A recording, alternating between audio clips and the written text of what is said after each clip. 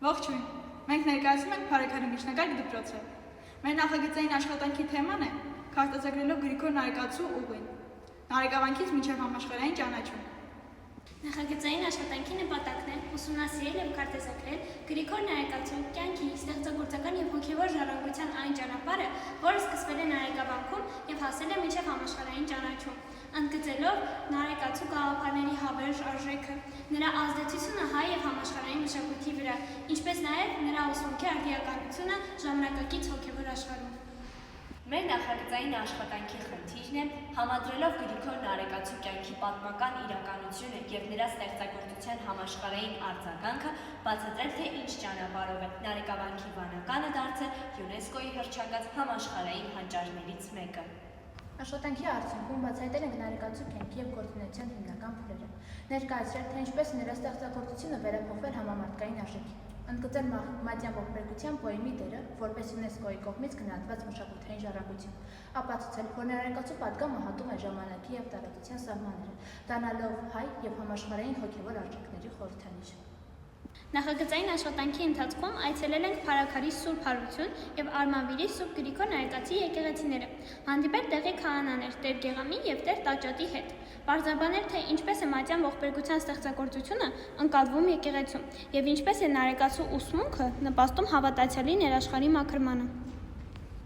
Հանդիպում ենք ունեցել հայ երաժշտագետ, միջնադարագետ, ՀՀ արվեստի վաստակավոր գործիչ, արվեստագիտության դոկտոր, պրոֆեսոր, Գեղարդ երգեցիկ խմբի գեղարվեստական ղեկավար Մհեր Նավոյանի հետ, որի ընթացքում ունեցանք զրույց-քննարկում, թե ժամանակակից հայ երաժիշտներից ովքեր են անդրադարձել Նարեկացու խոսքին, որպես տեքստային հիմք իրենց ստեղծագործություններում, պարզել, թե ինչ դեր ունի ալիտերացիան Նարեկացու գրերի հնչողության և երաժշտայնության մեջ։ Այդ բաղաձայնույթի կամ տառերի կուտակում այդ ալտերացիա կոչվող երևույթը օրինակ հետաքրքիր է երաժշտության մեջ արդյոք ինքն է եղել հայկական հոգևոր երաժշտության մեջ դրա հիմքը կամ օրինակ եղել են այնպիսի բաներ, որ Նարեկացուց է սկսվել հոգևոր կամ առհասարակ հայկական երաժշտության մեջ գործածվել։